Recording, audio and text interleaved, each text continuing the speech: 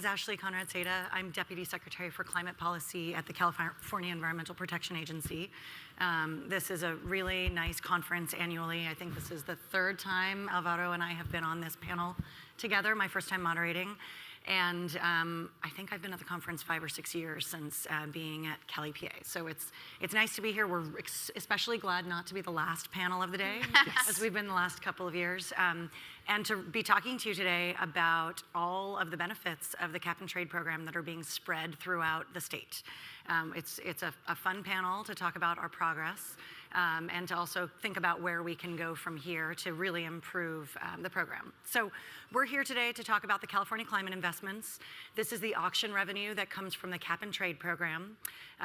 We, as you I hope know, we have a cap and trade program to capture emissions around the state and make sure that we are reducing them over time. We have a 2020 target and a 2030 target that's in law. And as we sell allowances in the cap and trade program, we invest a portion of those allowances back to you, the ratepayer, on your electricity bills. You may have received an email this week from PG&E about your climate dividend coming to you. But we also invest a large portion of them. $6 billion to date have been appropriated for the investments to be made around the state in a number of different areas that we'll talk about today.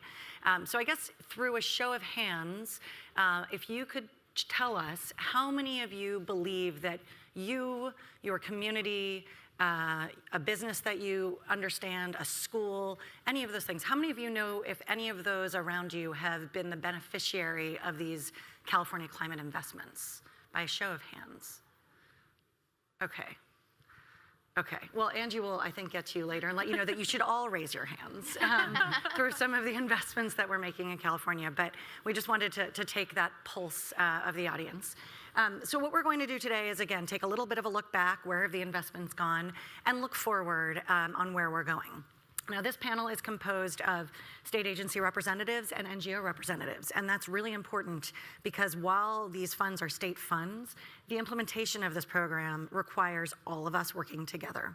So the process is that the governor proposes a budget annually, and then the legislature debates that budget. Meanwhile, our NGO partners, stakeholders, will work on how we can tweak that budget to make sure that it really, really works for Californians. And the hope is that by July 1st, a budget is enacted and those funds are appropriated and we get an opportunity to get those funds on the ground pretty quickly. We have not seen the July 1st deadline be met traditionally. We're crossing our fingers that it'll happen this year. But this is a grand partnership of multiple parties to get the money out the door and into your communities, into your homes, into your schools. So we will be talking about that process so far. We're 6 years in. We've got hopefully many, many more to go. So what I'd like is for the panelists to introduce themselves. They'll tell you a little bit more about the role that they play in these investments and how we all work together. And then we'll really have a dialogue. And I want to use this opportunity to also invite all of you to interrupt us, ask questions, make sure that we help you understand these investments. I also want to do a quick shout out for those of you in the audience who also help us with this.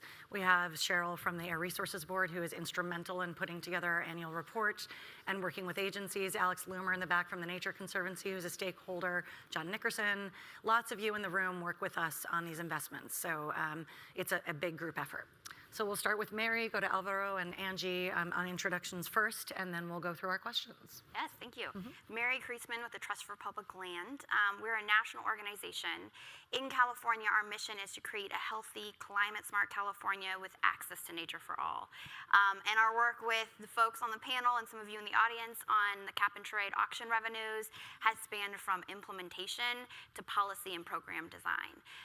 And we really look at, we've helped design some of the programs that the auction revenues actually invest in.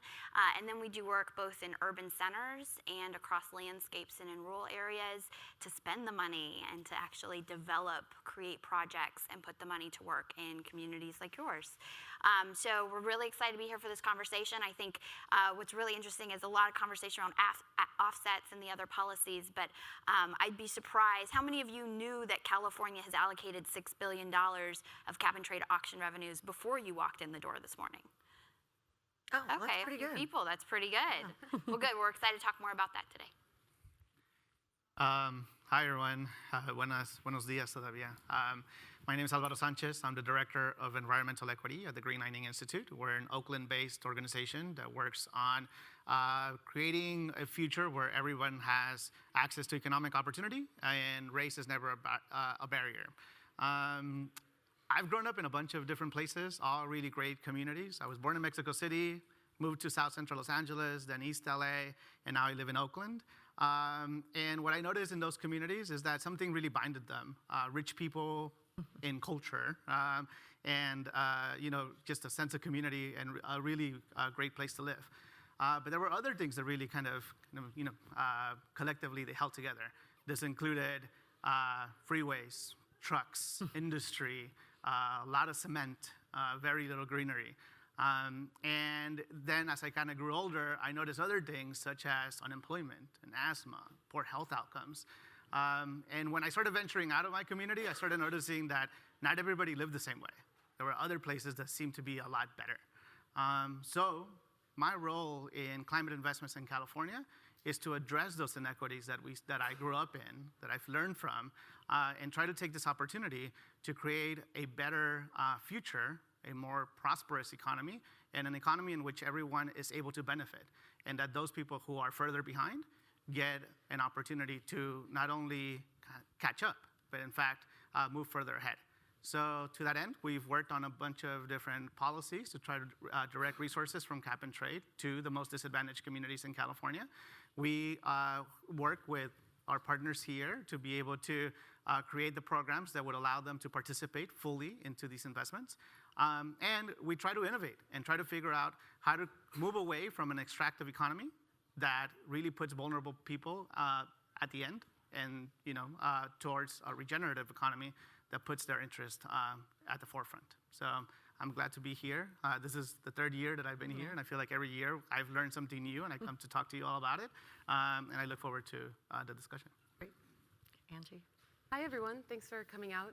My name is Angie Laddus. I'm the Assistant Deputy Director for Climate and Energy at the Department of Forestry and Fire Protection, mostly known as CAL FIRE, I think, to the public. The mission of the department is to protect the people, property, and resources of the state. And for 3 funding rounds now, that has included implementing allocations of California climate investment money. So my role, and I'm fairly new to the department, so I like to sort of let people know that, is to help spend those monies. In the past, that's meant mainly through forestry work.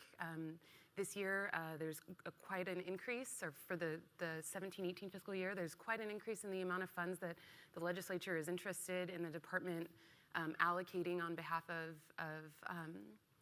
of the goals of the program. And we've increased that, and they've also changed it. So it's not just forestry, but it's also fire protection that we're looking at spending money on to make sure that we're hitting the goals and the climate opportunities for our forests across the state. Great. Well, thank you. So the California Climate Investment Program is really focused on greenhouse gas emissions reductions. We have implemented 215,000 individual projects over the lifetime of the program. We have invested, of those projects, about anywhere from 30 to 50% of the funds directly benefit or indirectly benefit disadvantaged communities. We have spent, of the $6 billion that have been appropriated, about half is already on the ground, with half still remaining to go out the door through these existing programs. The programs are largely grouped into 3 areas. That's housing and transportation, natural and working lands and waste, and then energy efficiency and renewable energy. And I would say the lion's share of the effort is really in that transportation and housing area, because the lion's share of our emissions in the state come from those areas. We're going to start by looking back a little bit. As we started the program, we had to first establish where we wanted to spend the funds. In that first year, we were really targeting programs that already existed, and because we knew we could get those emissions reductions in those areas. But as the program has grown, we've added new programs in partnership with the folks sitting up here and many of you. And that has helped us a lot to expand the program, but has also caused some kinks along the way that we've had to work out. So I'm going to start with sort of a challenge question. We can celebrate the successes, but I really want to think about the challenges and where we go from here. So What challenges have you experienced in either implementing the programs or tracking the benefits and costs of the programs, or ensuring that the programs reach the right audiences and outcomes, and other challenges along the way? So I think what I'll do is actually start with Alvaro on tracking and really ensuring investment benefits, and go to Mary and Angie. Yeah, absolutely. 3 years ago, when I came to this conference and I was able to speak about this, I remember I was, really excited about. We finally have some money going out into communities for a variety of different projects. Affordable housing near transit, urban forestry, urban greening wasn't included at that point. Now it is. Low carbon transportation, all these great benefits that I was really looking forward to seeing their impact. Last year, when I was here, there were new programs, Transformative Climate Communities, a comprehensive, kind of approach to neighborhood scale sustainability. Urban greening was now included in the programs. And it just seemed like we were really kind of rolling. This year, when you're asking that question, two things come to mind. One is that in many ways, through our collective work, we've been able to emphasize equity as a component of our implementation of these dollars by making investments in the communities that are in most need. About $1 billion have gone to those disadvantaged communities. But what is equity? What's an equity outcome? By a show of hands. If I was to ask you, describe what an equity outcome is, could you describe it? Okay, fair. Yeah, that could be an equity outcome, but we don't know. We are not of one mind about what equity means and what an outcome is. So I think one of the challenges that we have in terms of tracking the actual benefits is that we are good at tracking what we're able to all agree that that's the result that we want to see. GHG reduction is something we want to see, so we're very capable of tracking that. And in fact, it's a required methodology that you need to abide by to be able to get access to the resources. Things like the number of dollars going into a community, we can track that easily. But when it comes to other kinds of benefits, especially equity benefits, we have a much harder time. Number one, because we don't have a shared definition of what that is. Number two, because that in some ways is not the intended purpose of the revenue. And number three, because if we don't have the first two, we don't know what we're supposed to be measuring. So at this point, I think we've done a tremendous job of planning for equity to be included in our implementation. I think what we need to do now is planning for implementation with an equity outcome focus. Creating plans for equity implementation so that our colleagues who are working with us on implementing these dollars know exactly what the outcome is that we're seeking to achieve. At that point, I'll be able to come back here maybe next year and say, we have these equity outcomes, because this is what it means, and we're all saying that we agree that this is something we should achieve with the investment of these dollars. So I'll stop there and say, that's a great point. And I think Mary and Angie, because Mary, you span investments in urban areas and rural areas, and you're looking at equity as well, and maybe parity to some extent. And Angie, you're really thinking about how to influence these rural communities. I think that's a nice lens through which to consider the challenges of the program too. So. Yeah, and just to piggyback on that, I know you had a subset of that question is quantification methodologies, right? I think measuring the impact is challenging. We got started off with a lot of programs that were siloed in their approach, and in the past couple years, we really tried to think about integrative strategies. We all know our infrastructure is hurting us. It's old, it's gray, it doesn't work, it's exacerbating climate impacts. And I think one of the biggest, and I know we're not supposed to talk about accomplishments, but one of the biggest accomplishments of having this money is we get to have a comprehensive approach to climate impacts, as well as mitigation and adaptation together. And if you don't have an infusion of funds like that really catalyze a strategy, investments, planning, designing programs, do you do it? And I think that's one of the big things, but I think what we're really learning is that we've had such a siloed approach to this and such a narrow way that we are measuring benefits from these investments that it's really hard to both continue the funding in some of the programs that don't fit into a very narrow kind of here's what we have approved quantification methodologies for. And I know Resources is working on one for natural working lands, which we're really excited about. There's folks who are working on ones around the water energy nexus and what are the benefits around that so we can actually quantify it. But not being able to truly quantify the benefits from GHGs to social, economic, environmental, all of those benefits in these programs has been a barrier to us being able to both talk about the benefit of some of the specific programs and I think keep the programs funded. Because we can only talk about what we have approved methodologies for. So I don't know if you wanted to get to the other piece, but I think that's one of the big pieces that we're struggling with. Even when we think about a place like wetlands, we have one methodology we use, and there's a lot of other ways that we can really measure the benefit of investments in wetlands from a climate perspective, but we don't look at those because we don't have an approved methodology. And I think it also shapes what projects come to the table. Because if in a program you're only asking for, this is our siloed kind of narrow way of measuring impact of this project, you are going to get a very siloed, narrow project, not one that amplifies multiple benefits. Because that's not what you're being asked for the funding. And so I think there really is an opportunity to really catalyze a multiple benefit way, both from a climate resiliency perspective and all the other social, economic benefits we know we need, whether you're rural or urban, from a rural or urban community. If we can break down some of the silos, kind of improve some of our methodologies, and start to think about how we are measuring impact beyond just the approved methodologies we have. That would be my plug. And actually, I would dig into that for a minute, and Angie, you can chime in here too. And just let's think about some of those examples. So in the Transformative Climate Communities program, I think we struggled with how to quantify the emissions benefits when really what we're trying to get at the end of that program is true transformation of a neighborhood. And so as you think about, and you think about some of these CAL FIRE investments too, it's about specific trees. And in CAL FIRE, we started with 7 different investments instead of thinking about the landscape.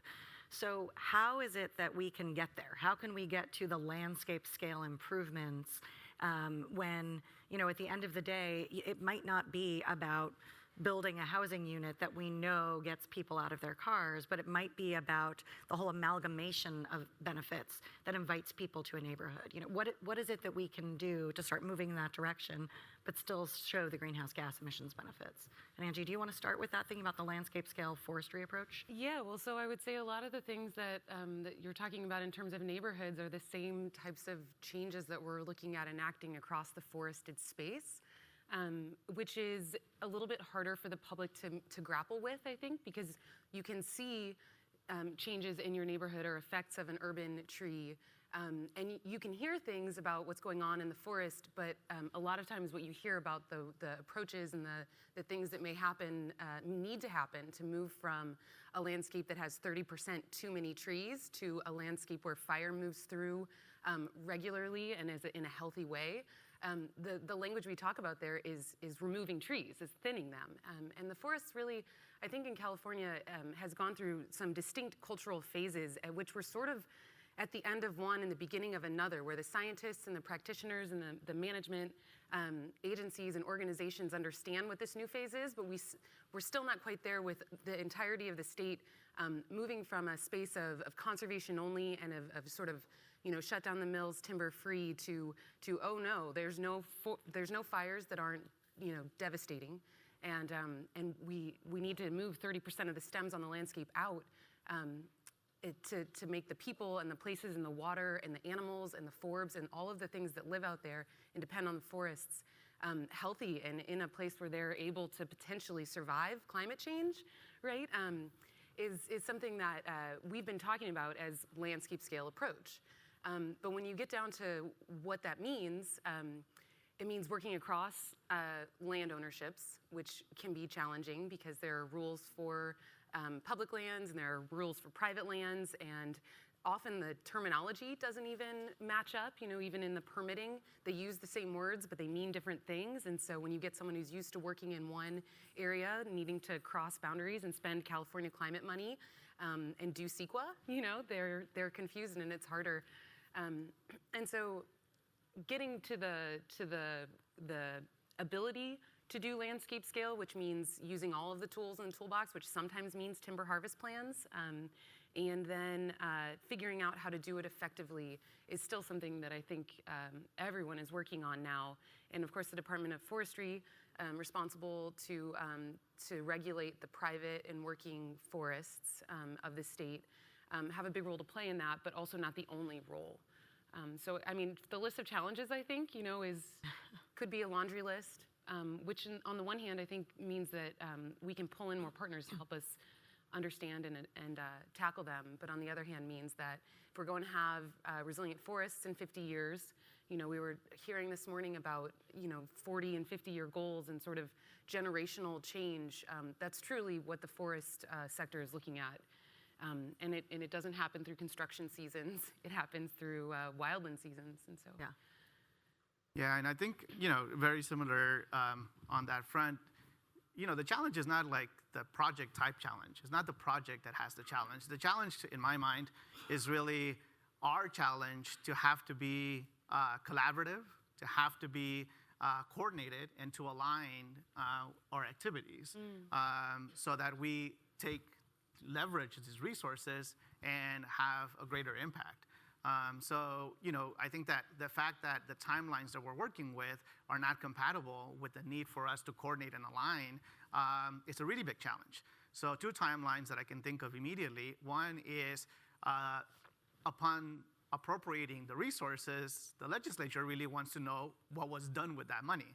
So that in and of itself puts the pressure on the implementing agencies to get the money out the door as quickly as you can and to invest in kind of project-ready investments.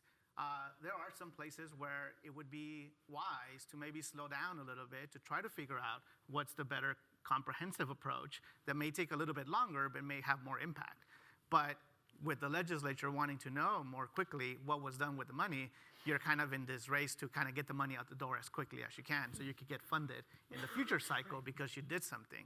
The other timeline that seems incompatible, it's the climate change timeline. We have to do this as quickly as we can in as big a scale as we can.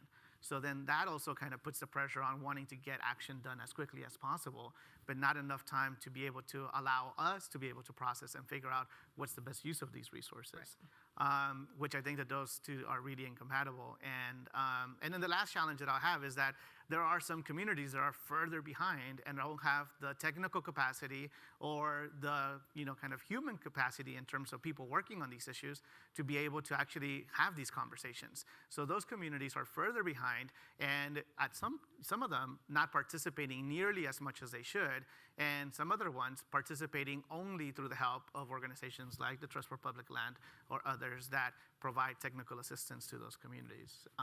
So I think it's just, again, it's the coordination and alignment piece, I think, is really difficult to overcome. Right.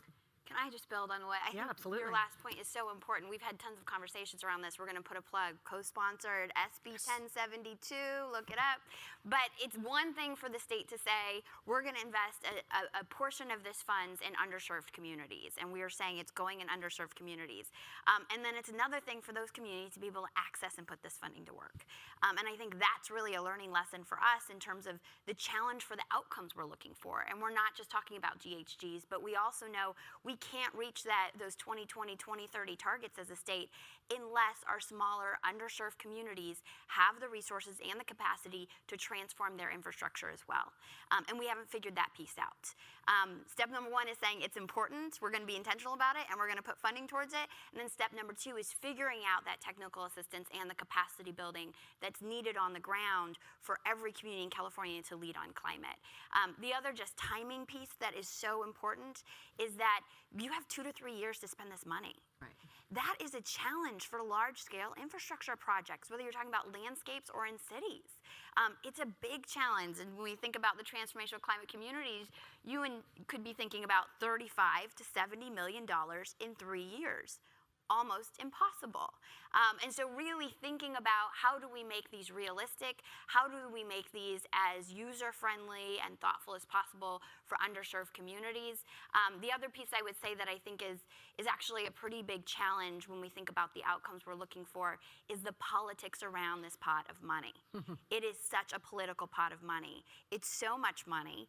And we struggle in two ways. I think we really struggle to make sure this funding is focused on climate. Multiple benefit climate from a socioeconomic and an adaptation perspective, but also a climate pot of money. We also struggle to make sure it's going for the long term. We got to invest now in our landscapes, our natural resources, our forests, if we want to reap the benefit in the future. And we are seeing the reality right now of not investing in them. And we need funding that's not just going to be helicopters for fighting fire, a soft dig at our governor, but helicopters for fighting fire. But we also need conservation. We need forest health. We need all of those things. And that ends up being depoliticized under the urgent thing of we've got to fight fires, or the hot issue of housing, which is so important, but it can't be either or. It's got to be an intersectional approach, and one that doesn't just look at the now, but looks at climate change as a future problem that needs a down payment now.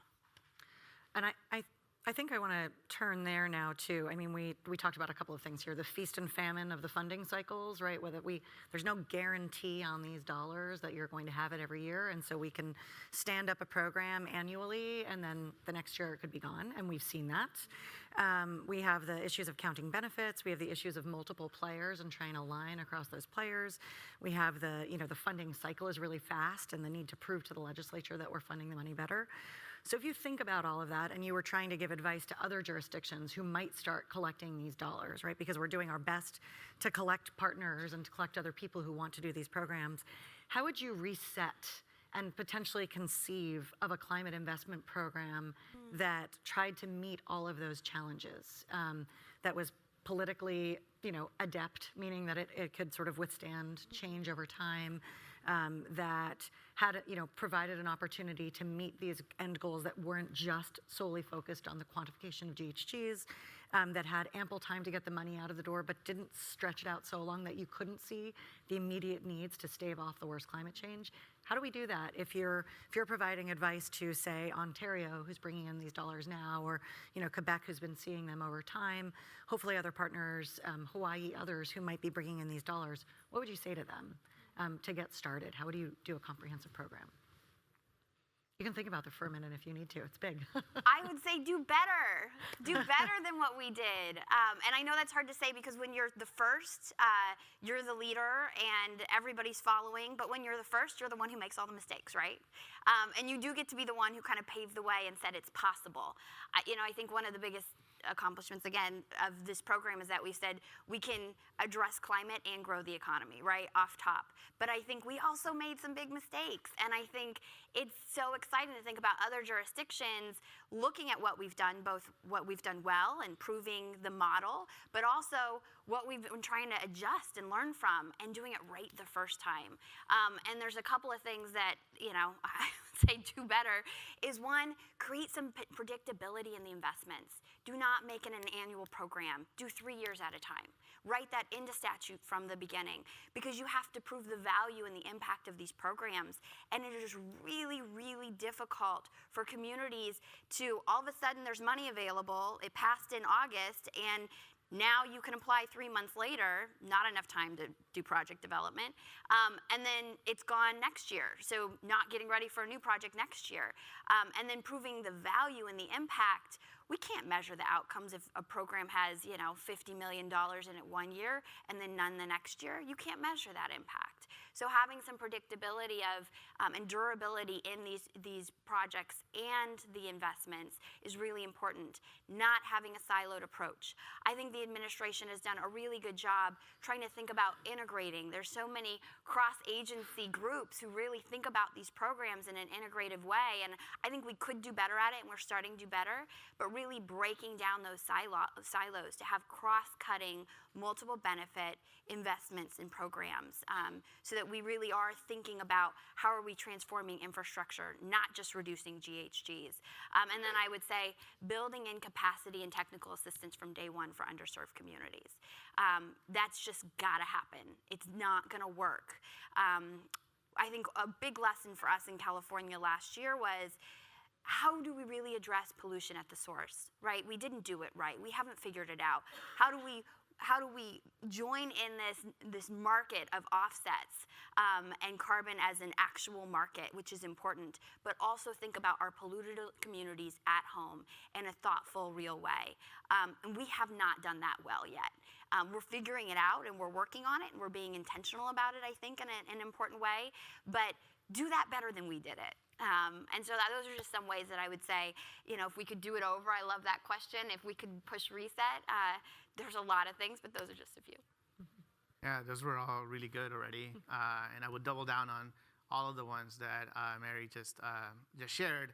A couple others that I would put out there is on this matter of impact. How do we measure impact? I've been working on infrastructure investments for, a decade already. And every time is the same story. People want to know how many jobs you created with that money, but nobody's asking the folks who are receiving the money to account for how many jobs they're actually creating, right? So we cannot ask for information and data gathering 2-3 years after the money's been executed and basically not include any requirements to collect any of that data. It's just not going to happen, right? So then we're going to rely on the calculations that were done pre the money being out, right? We're going to create 1 million jobs off of this investment. And then when the reporting comes in, how many did we create? Well, our best estimate is that we created this. Let's just put that type of information and that requirement on the front end. Now, I understand for anybody who's administered funds is going to say, wait, but I don't want more reporting, right? It's already complex enough. I don't want to do this. But let's select the pieces of information that we really want to get out of this that are beyond the GHG quantification methodologies, and let's figure out how to tell that story. The previous panelists, were talking about we need to be better with our story, and I agree. We need to be better with our story. But if we don't have the data to back it up, our story is just not going to be good. So I would say, that piece around let's put some requirements on how we collect information. And then the other one, let's make it as easy for everybody to be able to at least know how to participate.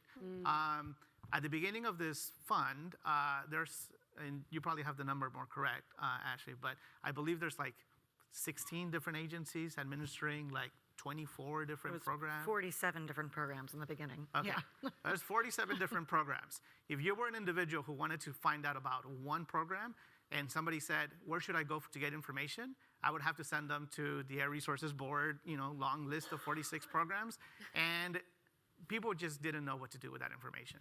So creating kind of, one-stop shops, which now it's a lot more folks are talking about one-stop shops for information, to be able to ask questions. We've been slowly learning that streamlining the process and providing that content to everyone in this room and in California in the most accessible way is really what we need to be doing. Because people need to know what's happening with this program, how they're benefiting, and why they should care about protecting it moving forward. It shouldn't be the conversation that we, when we're talking about reauthorization or extending the program, we all of a sudden freak out and say, how do we tell the story better? Well, if we haven't been telling the story for the time that's being used, we're already kind of losing track. I say to echo many of the things that are being said, the one thing that keeps coming back to me is this idea that folks think that if you just put a bunch of money towards it, that the solution will come, right? We just need more money. We just need some money to invest in these things. We need more money. And it sort of points to both having consistent funding, knowing that you're getting 3 years of it, but also the amount being somewhat consistent so that you don't end up with a number where you say, well, we spent $40 million this year and the expected greenhouse gas benefits are this much. If we do $200 million next year, it'll be that amount times however much, right? There's a linear and a logical process to that, which would be great if it worked that way. But I think at least from our perspective, it both disserves the communities that need the funding because they can't get ready or they think they get one shot or they have to come up with solution, or they have to show that the money was spent effectively in 1 year so that they get the next money, or so that they can get more money or the same amount the next year or not get it taken away. There are so many things, and this is something I think California did right. There are so many things out there that were already moving for forests before the cap and trade money came in. There were collaboratives in place. There was an idea about having working conservation easements, about having small-scale wood products development that's economic development in communities that's not necessarily a corporation-based. And the program was able to build on all of those things, and so that was really great. But then to come in and say, you've done some success, we just want to quadruple or, order of magnitude increase that, puts expectations on the people and the programs and the things that are working that maybe are just unfair. Which is not to say that we shouldn't give increases in things when there's an opportunity, but I think making sure that the resources and the opportunity is there is an important part of the planning process for making these really successful. That's a great point, actually, because we don't necessarily have all the personnel to be going out and doing all these forestry projects. Yeah. We have 33 million acres of forest and not enough people and trucks to actually do the work. And workforce development and a just transition to these types of jobs is a really big deal, and it's something that we're even focusing at the Global Climate Action Summit, and probably something where California could actually provide some insight in terms of how we've trained people, how we've done workforce development, how we've actually had apprenticeship programs as a result of the climate investments, which isn't even something that we necessarily track, but it's something that's a really important outcome too. So, yeah. I mean, if I could just say on the workforce piece, super important and something that we really care about. And we've been doing a study of the money that's been coming into the Bay Area to try to figure out, of the money that's been implemented, how many of those dollars may have created opportunities for people in the region, particularly looking at immigrants, opportunity youth, and formerly incarcerated individuals. There's only one program, really, that has the type of guidelines that would support that kind of on-road. And this is the Low-Income Weatherization Program and Solar Program. And I think our findings are showing so far that it's very difficult, even with a program that's aligned to be able to produce that type of outcome, is very difficult to achieve those types of employment outcomes for those populations. And the main reason why is due to again, how quickly we need to execute the resources. Workforce development organizations need to bring in people to train them and to be able to prepare them to take on that task. And then they need to connect them with the folks that are actually doing the implementation of the projects. If you're not able to actually create that pathway with a timeline that's appropriate for them, then the money is going to come in, the project's going to be executed, and then it's going to go. So you're training someone for a job that's actually ultimately not going to be there. Yeah. So it's really important that if we're thinking about a just transition and about workforce development, that the timelines and the project partners are aligned in order to actually pave that pathway towards gainful employment. Right. Otherwise, again, we're going to be, and this is very similar to, and I think you're familiar with our money, the American Reinvestment Act dollars. Right. Trained a lot of people, but you can't train your way out of poverty. You have to have a job. And I think that's something that we still need to figure out with the climate investment dollars. Right. So I have one last question for the panel about preserving and protecting what we've been doing here and passing it on to the next administration. But I wanted to see if there were questions in the audience before we do that, because that's kind of a passing the torch question. So are there any questions from the audience on what we've talked about so far? And I realized as we were talking that California is so way ahead on all of this stuff.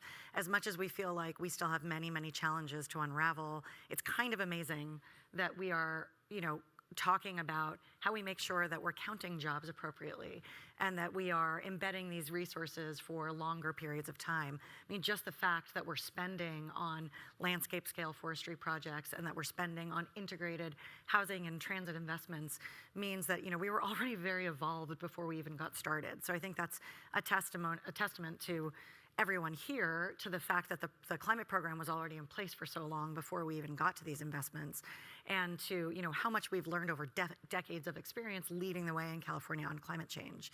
But I'm really glad that we still have a lot more work to do because that does leave the door open again for the next administration to put their own imprimatur on these investments and think about how we can keep advancing. Mm-hmm. So any questions before we talk about that?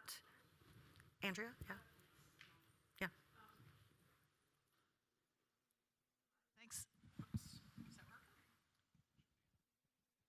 Is that working? There we go. Thanks for a good panel. I love picking up extra pieces of information that taught me up. And I may be out of date here. Is EnviroScreen still the tool that's used? And is there, for identifying disadvantaged communities for targeting funds, is there, in the past, I have heard conversation that, yeah, that identifies urban areas, but there's also poverty and disadvantaged communities in geographically rural areas. How is that conversation developing? So we are still using CalEnviroscreen. This is version 3.0 to identify the top 25 most disadvantaged communities for that the first 25% or 25% of the investments. However, a bill that was passed a couple of years ago, AB 1550, also identified low-income communities as priority areas for investments. So there's a 5% priority investment for a community that's identified as low-income through two different definitions, and it's either a household or a community. And those definitions come from federal standards or state standards under Housing and Community Development and federal HUD. And then there's another 5% for areas that are low income and just adjacent to those most disadvantaged communities as identified by CalEnviroscreen. So it essentially puts 35% of the investments into low income and disadvantaged communities. But we still have more work to do to make sure that we're really rooting out poverty and some of the social drivers. CalEnviroscreen is really a blend of social and environmental drivers, and it's the only tool nationwide that combines both of those. CalEnviroscreen also uses statewide data to get at a score for every single census tract in the state. So, and that's part of, it's a blessing and a curse, because if you don't have statewide available data for every factor that you want to include, it can't be included. So I think starting to get at these low-income communities is a way to really expand the reach of the program. Thanks. You had a question? For replication. Oh, sorry. Oh, I was just going to say, but for replication, it's a fantastic tool. I mean, you know, knowing what communities are most impacted by both poverty and pollution is fantastic. And if in the future we can include which communities are the most vulnerable to climate change, I think it's really going to be able to allow us to figure out where do we need to have investments prioritized to make sure that those communities are, being able to be served by these types of policies. Yes, the resilience piece is huge, and if anyone wants to take that on and do a resilience screen, we welcome that. So note that SGC has a research program that's funded by the California Climate Investments for $11 million, and that solicitation will be going out soon. And I'll just put in a plug for someone who really wants to do a resilience screen on that. So we had two more questions here and here. Okay, the mic's back there, and we'll bring it up. Yeah, thanks. One of the projects I get to work on quite a bit is climate action planning throughout the state, and there is a bunch of money that goes towards planning from the cap and trade money, which is great. One of the major issues I run into with most municipalities I work with is that there's no money for implementation of all those measures afterwards, and it seems like there's a huge opportunity to kind of streamline what you want to see done with these climate action plans and kind of develop more standardized measures with standardized methodologies and then provide funding to actually get these projects done. So yeah, it'd be cool to hear kind of what you're thinking about that, or if there's anything in the works. It's such a great point. We actually just had a hearing on the urban greening and urban forestry programs of the Joint Legislative Committee on Climate Investments, Senate and Assembly, and somebody from the city of Richmond came up there and said, look, we have a climate plan. You've required us to have a climate plan. We don't want to just plan. We want to make the changes. And they were making the case that, the urban greening program is one of the only flexible funds that allow them to really think about multiple ways to implement their climate plans. We got to do a better job of it. I think it goes to the point around not having predictability of the funding sources. Some years they're there, some years they're not. I think it goes to a little bit of the stability of the program and the option revenues, but figuring out how we are marrying the planning with the project implementation funds. And I think in between there's city level plans that are very important, or regional plans, but there's actual project development planning funds that are missing. We are, knock knock on wood, another plug, working on Prop 68 for June. And part of what is really important about that is we've said, look, at least 10% of the funds can be spent on planning. And in underserved communities, there's no cap for the funds that can be spent on planning. Because it takes a few years to plan a project that's going to be competitive and successful in what we're talking about, these investments. So there's these kind of regional climate plans, and then there's actual project development plans, and then there's implementation. And I think we are many times missing both the connection between how are we funding the regional plans and how are we creating funds for the project plans. So it's not an answer, it's more just saying, yes, I think you're absolutely right. That it's a critical component, and it's a barrier to actually transforming our infrastructure the way we're trying to. But I will say that someone like you would be a helpful person in terms of technical assistance to, as you're working on the plan, providing resources or ideas for the people who are receiving the plan. Hey, if you're thinking about your plan, here are the areas where there's currently funding. You may want to build these elements in so that you can apply for the funding as soon as the plan is done. And as much as we haven't anointed you as a technical assistance provider, that's the sort of casual technical assistance I think we need statewide. Yeah, and I would just say that the Transformative Climate Communities Program, the intention behind that program was to take that climate action plan and fund it, right? So it's an eligible type of plan that would be implemented through these resources. Unfortunately, predictability of funding has not been there. Right now, it only has $25 million, which is a nice start. If it happens. It's $10 million. 10 million. I mean, proposed for this Yes, year. yeah, exactly. And but yeah, if that is fully funded, communities like the one that we worked with in Stockton, they use their climate action plan as what they want to work on in order to gain access to implementation dollars. And the last piece that I'll mention, again, a plug for SB 1072. What we are trying to achieve through that bill is that, not casual, but formal project development capacity to regions to be able to have folks come in and say, we have an idea about how to, do this urban greening project or how to implement our climate action plan. Can you help us figure out where we can go to gain access to those resources? That intermediary doesn't exist in many communities. And we need to have that if we're gonna actually get to our goals across the state. Otherwise, again, we're gonna we already have two Californians, a very prosperous California and then everyone else. And if we don't provide these kinds of assistance, we're gonna continue down that path. I might just add to that something that some of the rural communities have a challenge with, and I think we're gonna see this come out pretty obviously this year with the addition of the fire prevention grants to the CCI program, is that the quantification methodology, which it has both sides of being a very intensive and very rigorous way of measuring our benefits, is also very hard and costly to complete. So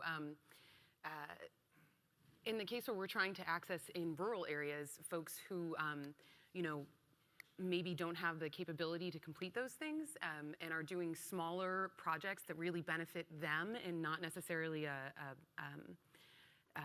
broader landscape, asking them to complete some of those methodologies is just a really significant barrier. And the technical assistance to complete that so far has fallen on those who are around and able to do it and who want to do it. But making it more available in a way that doesn't, if they can't find us, they can't ask for that help. Right. And a lot of times they don't even realize what they're up against until they open this Excel sheet and it tells them to go run a model, and they're like, they borrowed the computer or they're at the library or something, So I do think we have a lot of ground to cover between, the goals of CCI, and it's a wonderfully complicated program, right? And there are a lot of people working on it, which is excellent, but making sure that that gets down to the people who maybe don't even know that we're there for them. Right, and that speaks to an intentionality, right? If we're intentional about what we want to see at the end, we can build a program that'll get us there, so, yeah. Go ahead. If you can do this, can you quantify how many proposals you receive for funding, and then how many of those actually get some funding?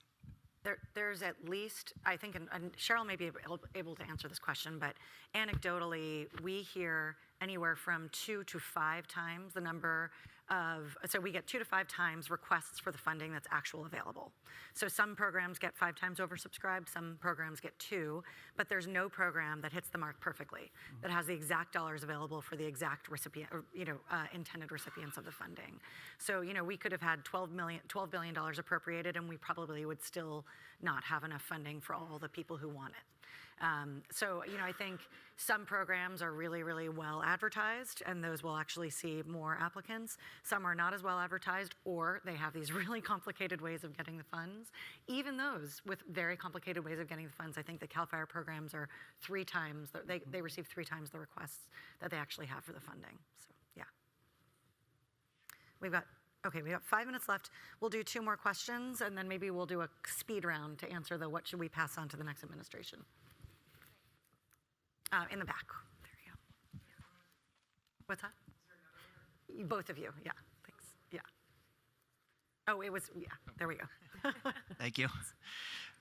So the states in the Northeast are just starting a dialogue on how to address greenhouse gas emissions from transportation, and that could potentially result in a cap and invest type program. I'm curious to hear some examples of transportation-oriented projects, transit-oriented development, and what does the funding pay for in that context? Just some inspirational stories I could take back to the Northeast. Well, yeah. I'll do a quick rundown, and then if you guys want to talk about actual projects on the ground, I think that would be helpful. So you may have heard that our governor really likes a train, and so we spend a significant portion. We spend 25% of the funds on the high-speed rail program, but we also spend an additional 35% on other transportation-type programs. So we spend money on the Affordable Housing and Sustainable Communities program that focuses on a couple of program areas. So there's a rural innovation project area where you could invest in housing and transit-oriented development in rural areas, and that has a slightly lower requirement for density than the investments in more urbanized areas. But all of them, whether it's a rural innovation program area or transit-oriented development program, focus on investments in housing, transit infrastructure, parks, trees, things like that, integrated investments that really help a community be more livable in the long run and add those really critical housing units that the state is lacking.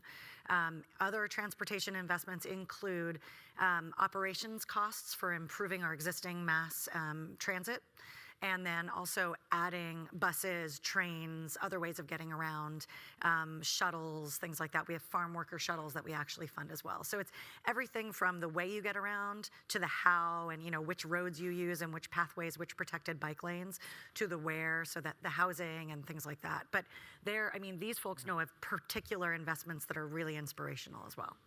I think the ones that I'll mention too, there's one program called now it's going to be called Clean Cars for All, I think, but it used to be called the EFMP Plus Up program. Yeah, which is not at all confusing.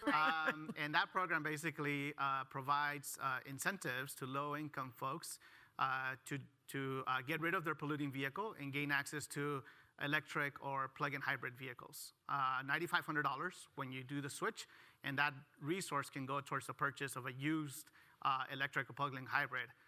So the cost point of those vehicles are much closer to that $9,500. So it actually really facilitates folks gaining access to that.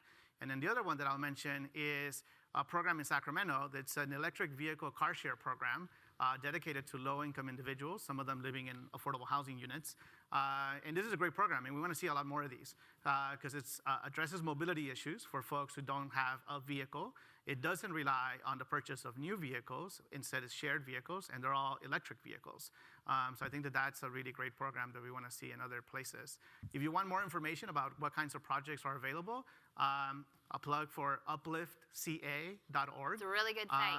And we've been spending a lot of time on that site to create a one-stop shop for stories and information about the resources. So take a look at upliftca.org. And Cheryl is our website, californiaclimateinvestments.ca.gov. Okay. I guess that's Good So yeah, take a website, look too. there. There's lovely stories that you can pull out and look at and really get in real videos of people who have really benefited from these programs. Can I just add a quick plug on transportation projects? We also have a couple projects that both focus on active transportation or include it as a really important component, whether it's urban greening program or the transformational climate communities. And so you have really innovative active transportation strategies. There's one project in the city of Richmond, which is the Yellow Brick Road. It's really community driven. It's a connectivity project with the community to really map active transportation components in a community and green the community and do activation to really transform behavior, right? We want to transform infrastructure, but we really want that to trigger, and we have to have strategies to transform behavior too, so that folks are using different ways to get around. And then there's strategies like electric vehicle shuttles in communities and other things that we've kind of embedded into proposals in these cross-functional applications that look at how do we do more electrification of opportunities, especially in low-income communities, and then how do we really greenways, create complete streets, and think about all the ways that we can kind of transform the way people get around.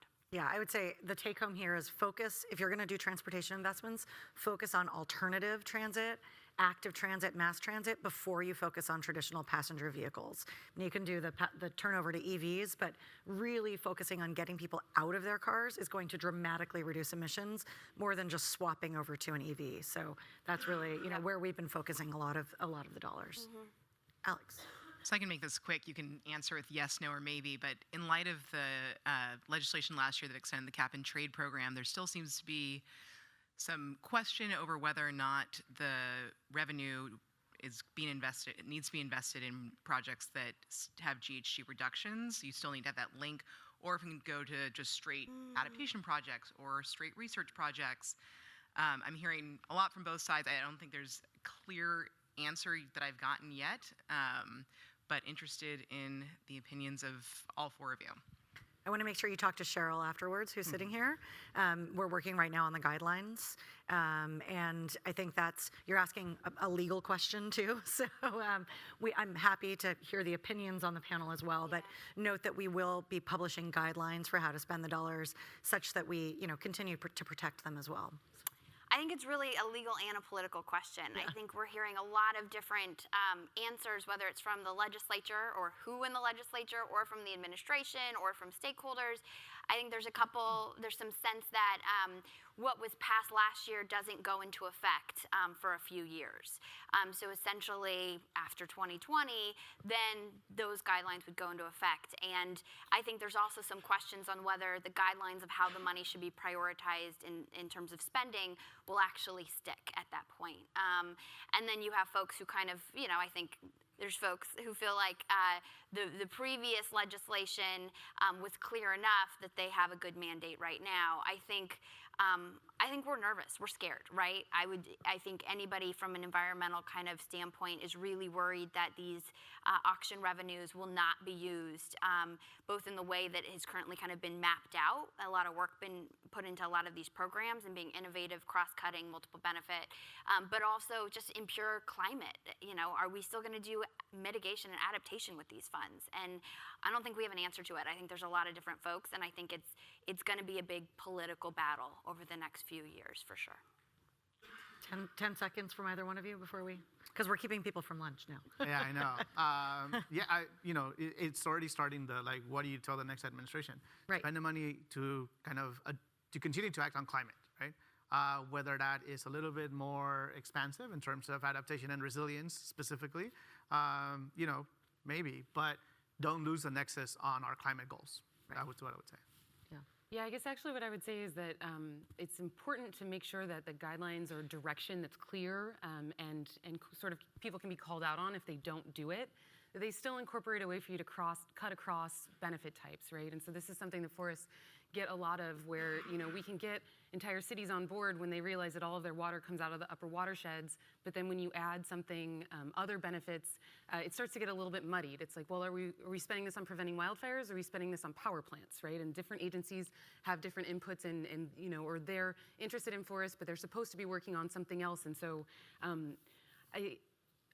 I I think leaving some space in guidelines for people who see a clear pathway to be able to take it, where maybe it's not one that the plan foresaw, or even the problem may have shifted slightly, or you didn't realize that a problem that's in there was bigger, is an important part of also, you don't want it to just be seen as a new source of money, right? Like, oh, it's more money, we're gonna spend it on whatever we need to spend money on, but not being so restrictive that, that it can't take advantage of the lowest cost opportunities, or what may end up being a better opportunity than you realized, is also really important. Okay, so very quick, rapid round. We have another administration coming in. I will not be sitting in this chair next year. What do we all do to make sure that we can hand off this program to the next administration, whomever it is, and it will continue going and we'll have an opportunity to grow? Anyone? I feel like let's start there and go. Yeah. I would say that in climate, we talk a lot about the flux.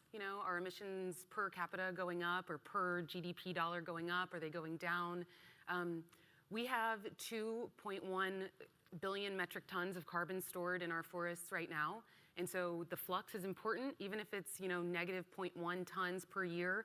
That'll get us to a big place in 50 years, but also thinking about the bank is, I think, a piece that was missing maybe before that is starting to come into the conversation, I think would be really important to maintain there, and can be hard if you're talking to someone who thinks forests are important because of water. So we need to do a better job at communicating what we're doing and making sure they know that this matters, the work matters. And that the flux is important, but storage and already stored things also should be managed, defended. Alberto. With helicopters. I would say commit to continuing to implement what we already started. Implementation takes a long time and it's hard to figure out. Ensure that equity is at the center of implementation, but don't try to reinvent the wheel. There's no need to backslide. There's no need to reimagine a lot of the infrastructure that's been built. It's about making it better, not starting from scratch. Great, thank you. I would say, I saw a stat yesterday that said that in nationally, the carbon emissions from wildfires pretty much negates 1/3 of the carbon sink benefits of our forests.